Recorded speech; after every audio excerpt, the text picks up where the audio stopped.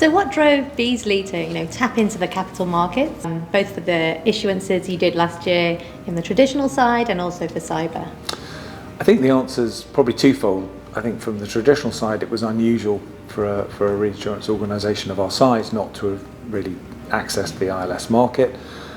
It gave us the opportunity to obviously diversify our outwards programme, but also hopefully to provide a little bit of pricing tension there as well.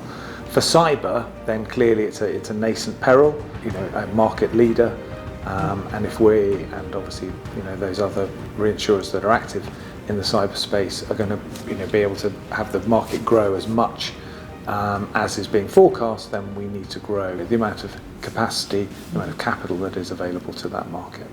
Within those transactions, how did you come to select Moody's as the modelling agent? Again, two answers. On the property side, it was a fairly simple decision. We are an RMS house and have been for ages, and so the Moody's was the natural partner.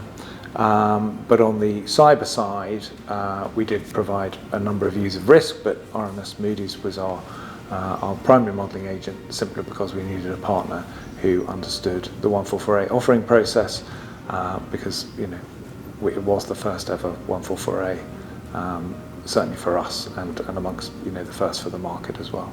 Talking of first, you clearly were pioneering in that market for cyber ILS. Can you talk a little bit about some of the challenges that you face and how you look to overcome those, to really launch those first cyber cat bonds last year? Yeah, I mean it's been a long journey, as you can imagine. A lot of hard work from lots of my colleagues. I think there's a number of elements. First of all, a degree of education around who are Beazley, what is cyber.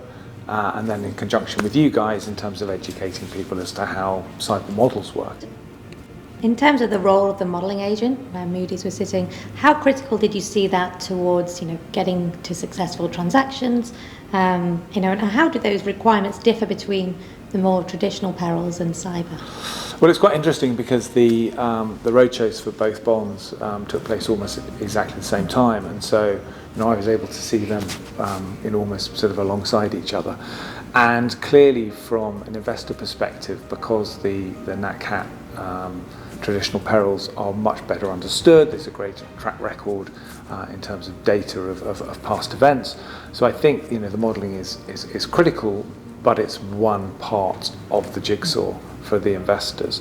Whereas on the cyber side, clearly, because we haven't really had any sort of very significant major losses, trying to understand where do the risks aggregate, what do they look like, how might those come about. These are all really critical. So again, you as modelling agent providing as much about education as you were about sort of expected losses. Great. And looking ahead, I guess you had a very successful set of transactions last year. How do you see working with the ILS markets developing in future? Maybe where would you be in 1 or 5 years from now? Yeah, I mean on the property side, on the Nat Cat side, ILS will continue to be one of the options that we will explore, and as and when we will continue to access that market.